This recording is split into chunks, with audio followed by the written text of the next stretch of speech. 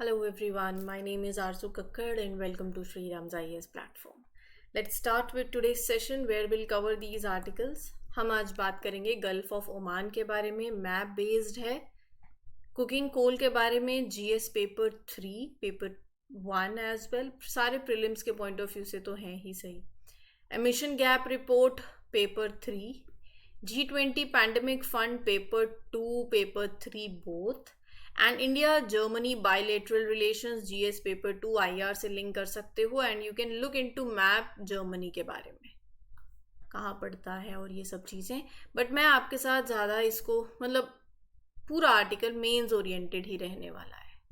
ठीक है, तो ये हमारा टॉपिक ऑफ आज का डिस्कशन है. Please do subscribe to the channel, please do share the sessions with your friends, those who are preparing for UPSC, SSC और any exam like state PCS. See, these sessions are relevant for everybody, चाहे वो UPSC की तैयारी कर रहे हैं चाहे SSC की कर रहे हैं, क्योंकि करंट अफेयर्स हैं. करंट अफेयर्स इस तरीके से है कि हर एक एग्जाम के लिए सबको ही पता है कि रेलिवेंट होता है, तो शेयर कर सकते हो. You can trust the content that is being shared with you. See, the platform is since 1985, तो वो जो ट्रस्ट बना है वो इतने लंबे समय तक कायम रखा है, वो बच्चों के जब विश्वास होता है ना तभी होता है. ठीक है, तो offline we are and now we are online as well, so please do share these sessions.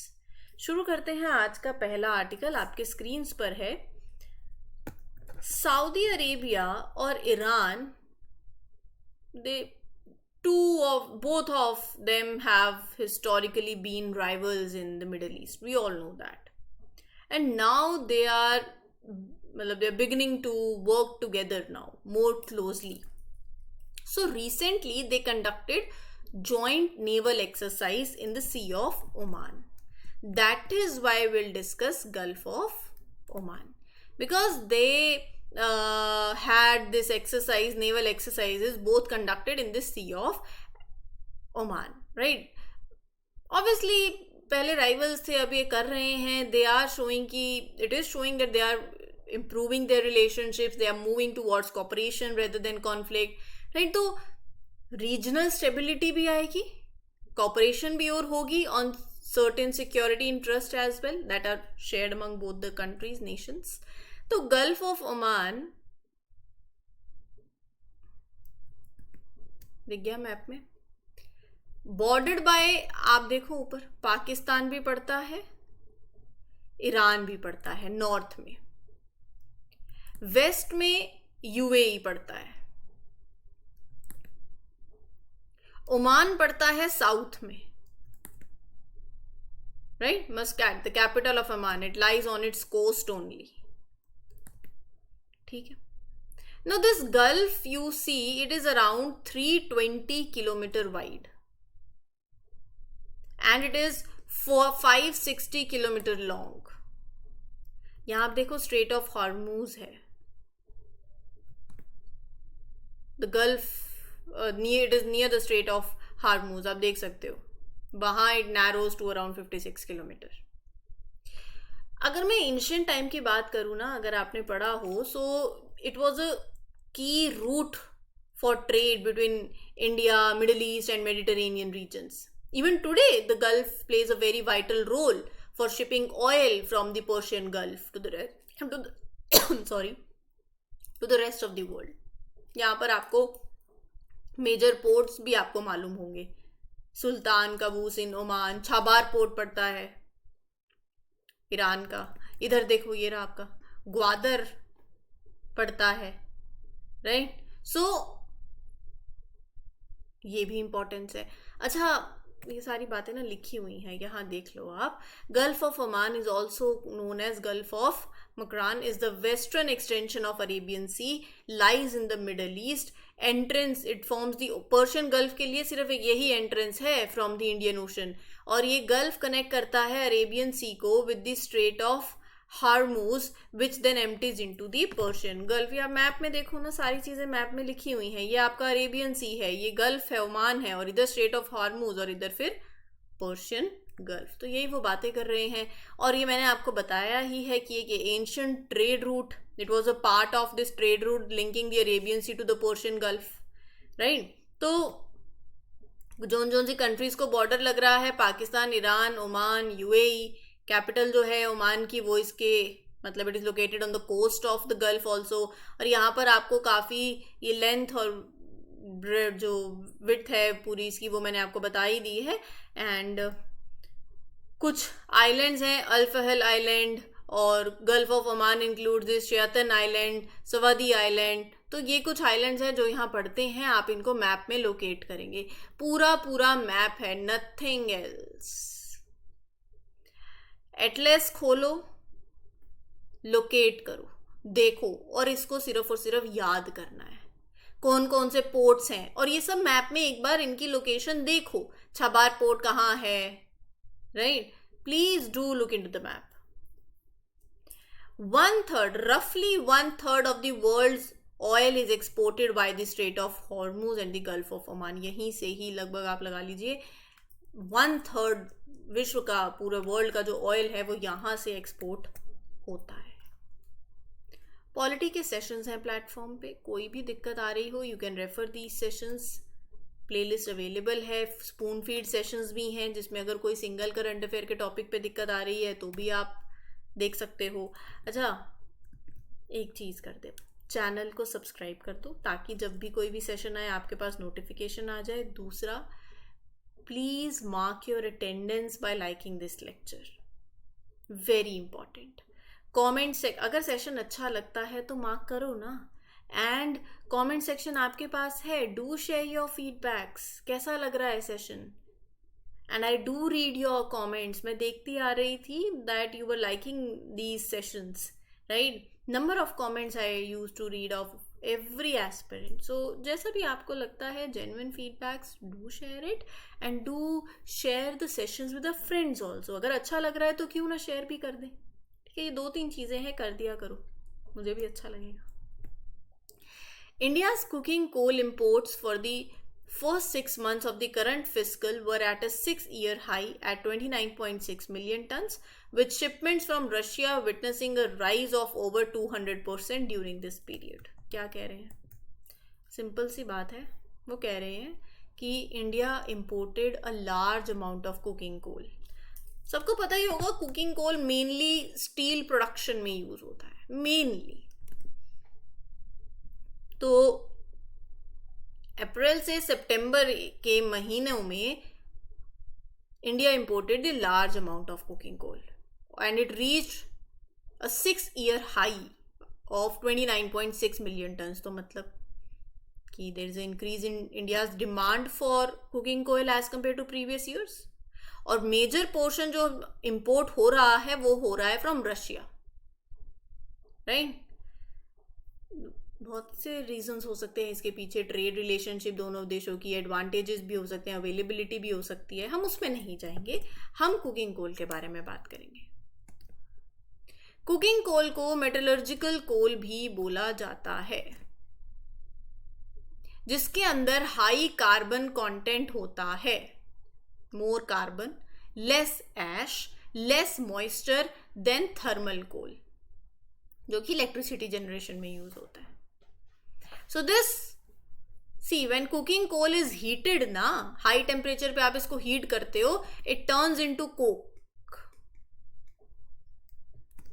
Cooking coke, and this is very important in steel making, ठीक है?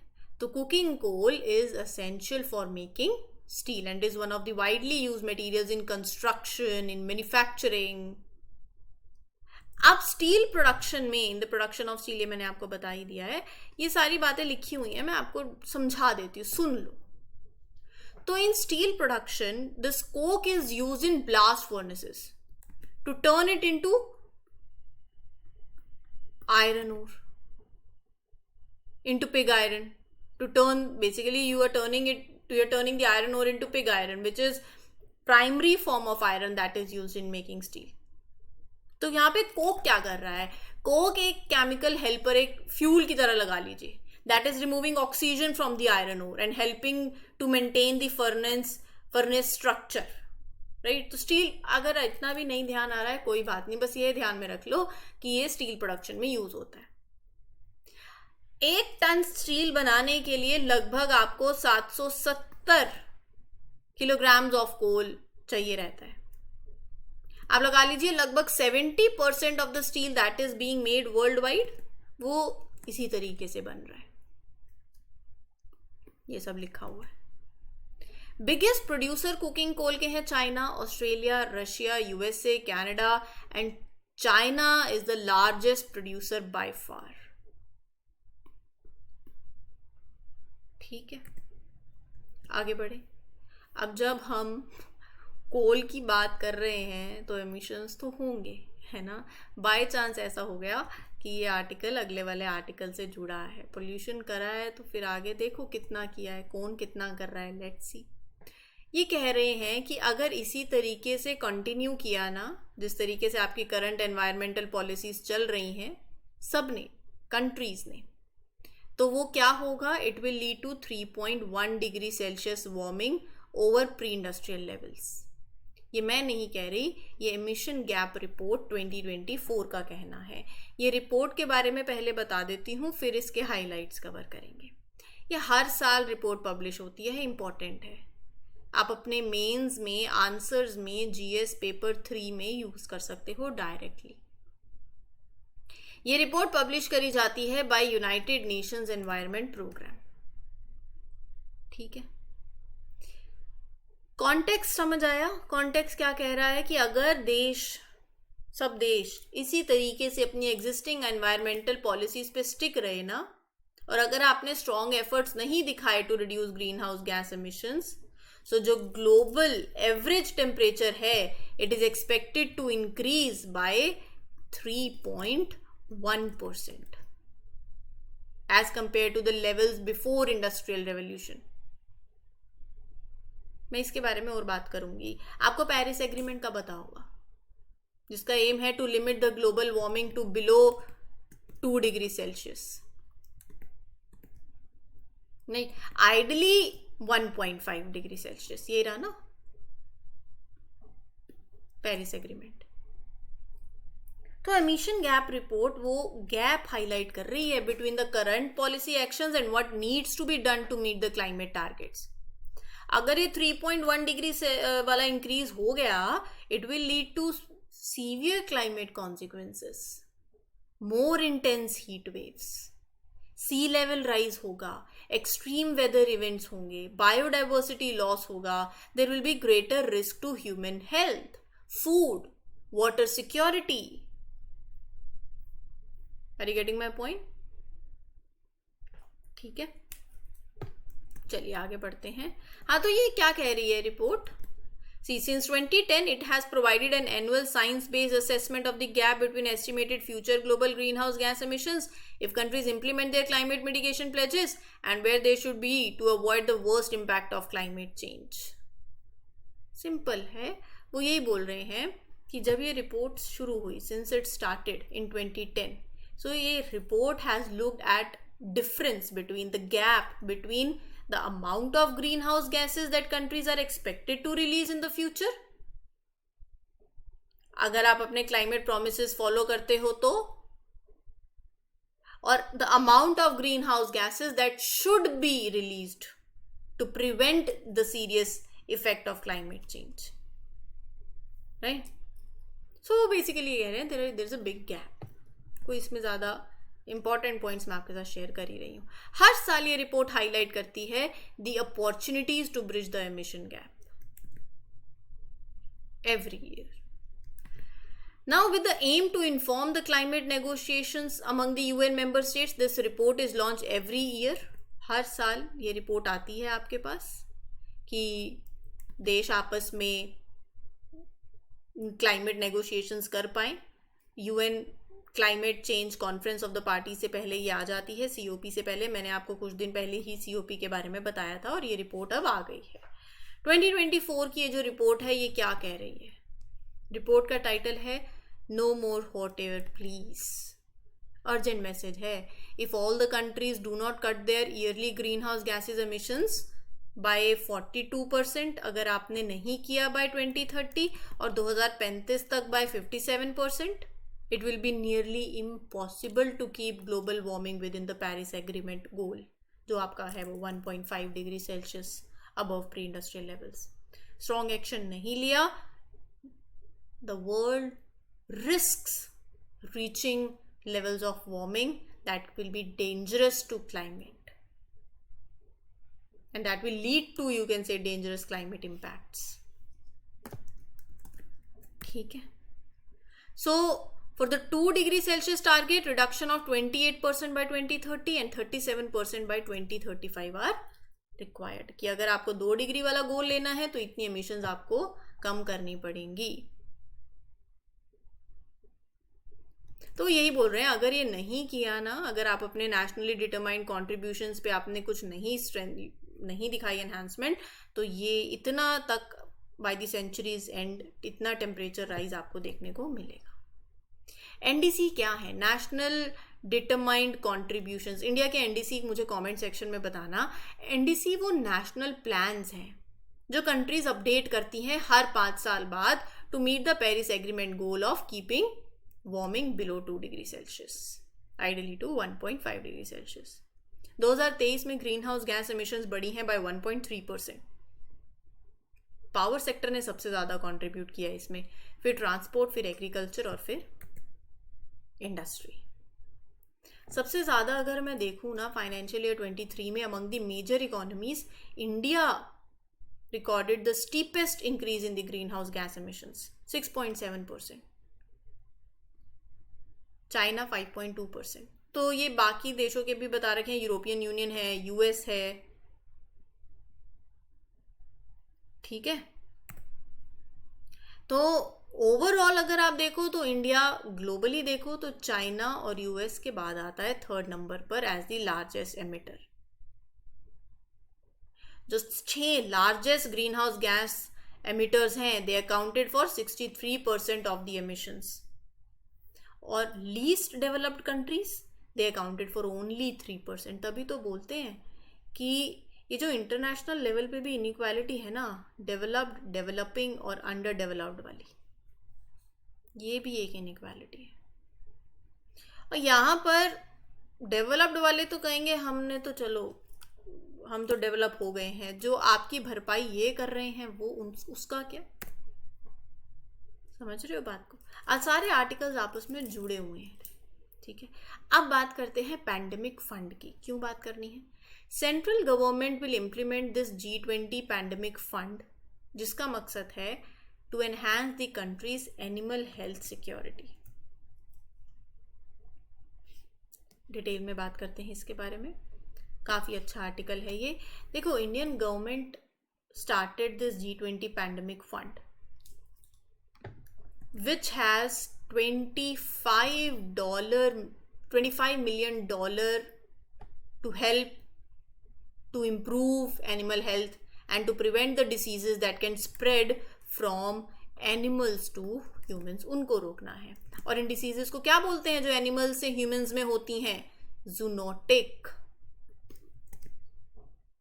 जैसे कोविड-19 जैसी इलनेस भी इसमें इंक्लूडेड है. वैसे ये जो फंड है ना, G20 pandemic fund, it is a team work effort जिसमें Asian development bank, world bank, food agriculture organisation, they all are involve. And the goal is to make sure the fund is used fully by 2026 August. ये fund किस पे focus करेगा? तो एक financial incentive, it is a financial initiative. G20 countries ने इसको establish किया to enhance preparedness, response to health emergencies, particularly pandemics and zoonotic diseases. इसके ऑब्जेक्टिव क्या हैं? Health security obviously, better tracking हो जाएगी डिसीजेस की, उस पर भी काम करना, addressing the zoonotic risk, number other of things. Support low and middle income countries. में आपको और भी बताती हूँ, आप लिख सकते हो. पहला तो ये फंड जो है ना, it will set up systems to monitor the diseases, to track the diseases in the animals. Humans में हो से पहले वहीं ट्रैक हो जाए. फिर अच्छी लेबोरेटरीज हो that can test for those diseases quickly, accurately. फिर आप कॉपरेशन हो कंट्रीज के बीच में to tackle the issues together. फिर there will be efforts to train the people who work with, you can say, with animals also, so that they can also recognize and respond to the health threats more effectively. फिर ये fund help करेगा to improve how data about that animal health is collected, it is managed, और फिर officials inform decision भी ले पाए. India is at risk of zoonotic disease. मैं आपको जूनोटिक डिसीज के बारे में भी बताऊंगी अभी, बट ये मैंने आपको बता ही दिया points. India is at risk for zoonotic diseases due to environmental factors. We have a low score on the global health security index also. So बहुत important है बाकी हर एक देश के लिए to handle the health emergencies. और climate change ऊपर से it is making these things worse. ठीक है. So Indian government is set to use G20 pandemic fund. समझ आ गया अब ये क्या है? एक financial program है, in that is initiative है, that is created by G20 countries. So World Bank is in charge of overseeing this fund. It is managed by multiple agencies, but World Bank is charge of overseeing that. Right? And the fund started with $1.4 billion. Low interest loans देते हैं, it offer grants ताकि वो eligible countries को help कर सके अपने health care system को improve करने के लिए. जूनोटिक डिसीज पता चल गया, जो एनिमल से ह्यूमंस में आती है. कैसे आएंगी? Through virus, bacteria, parasites, fungi. Zoonotic disease जैसे कोविड-19, this disease is caused by the virus that is SARS-CoV-2. Rabies from dogs, bird flu, Ebola, there various others. या आप डायरेक्ट कॉन्टैक्ट में आ जाते हो जब इन्फेक्टेड एनिमल के तो हो जाता है. इनडायरेक्ट कॉन्टैक्ट में आते हो थ्रू वेक्टर बोर्न. वो होता है ना, मच्छर क्या काटता है, मच्छर काटने से होती है. वेक्टर बोर्न डिसीजेस के मुझे नाम बताना जरा कमेंट सेक्शन में एक दो. That are spread by insects that bite the infected animals and then they bite the humans. So that is the whole scenario. ठीक है, चलिए आगे चलते हैं with the next article. On this 3-day visit to India, German Chancellor Olaf Scholz met the Indian PM, focusing on the strategic partnership, visas for skilled workers and mutual cooperation. तो दोनों देशों के लीडर्स मिले. अब मिलेंगे तो बातें होंगी. तो इंडिया और जर्मनी के रिश्तों के बारे में आज बात करते हैं. कैसे रिश्ते हैं, कैसे किस बारे में बातें हुई हैं. तो जर्मन चांसलर अभी he visited India for 3 days, जहां पर वो इंडियन प्राइम मिनिस्टर से मिले. जर्मनी और इंडिया के रिलेशंस आप मतलब चले जाओ 2000 में. Since 2000 we have a strategic partnership, a strong partnership. We are working closely together on various important issues. और अभी भी हम साथ में काम कर रहे हैं इन वेरियस एरियाज, चाहे वो आर्टिफिशियल इंटेलिजेंस हो, साइबर सिक्योरिटी हो, स्मार्ट फार्मिंग हो, सस्टेनेबल डेवलपमेंट हो, इन सब पे साथ में काम कर रहे हैं. यूरोपियन यूनियन में Germany is the largest trading partner of India in European union. 2022-23 में ट्रेड रीच $26 बिलियन. ठीक है. पॉलिटिकल टेंशंस बड़ी हैं in the Indo Pacific region. Germany and European leaders they see India as a crucial partner also for both economic stability and strategic stability. Right. अभी जो visit हुई है उसमें क्या बातें करी है उन्होंने कि रशिया यूक्रेन कॉन्फ्लिक्ट पे बात हुई. हमारे प्राइम मिनिस्टर ने यही कहा कि इंडिया का स्टैंड है on peaceful conflict resolution. Right. दोनों लीडर्स ने डिस्कस किया कि रीजन में और ज़्यादा, वेस्ट एशिया में मतलब how you can prevent further escalation in the region. Israel Palestinian conflict जो हो रहा है उस पर बात करी. इंडो पैसिफिक को लेके बात करी. चाइना का इन्फ्लुएंस बढ़ रहा है उस पर बात करी. Right. And Germany will increase visa for skilled Indian workers, ये उन्होंने बोला है। ये देखो, ये हेडिंग में ही तो लिखा है, वीज़ा फॉर स्किल्ड वर्कर्स। तो Germany will increase visas for skilled workers from 20,000 to 90,000 per year. वो देखते हैं इंडिया की स्किल्ड लेबर को as a valuable for Germany's economic growth. Germany ने इंट्रोड्यूस किया है focus on India approach strategy. क्या दर्शा रहा है जर्मनी का? Trust in India's workforce. वो कह रहे हैं कि किसी भी एक देश पे ऐसा हमने, मतलब हर कोई ये कहता है, बट जर्मनी के चांसलर ने भी ये बोला, we need to avoid heavy reliance on any one country for the essential resources, specifically critical raw materials. और दोनों देश एक दूसरे को देखते हैं as a partner to diversify their supply chain, right? So this is what happened in the meeting. ठीक है, so this was the whole session. उम्मीद करती हूँ क्लियर हो गया हो। कोई डाउट हो you can ask me in the comment section. Otherwise कोई पॉइंट आपसे छूट गया है, वीडियो थोड़ी पीछे करो, पॉइंट लिख लो। ठीक है जी, चलिए, will meet you in other one. Till then take care, good luck, good wishes, happy learning, all the best. Thank you.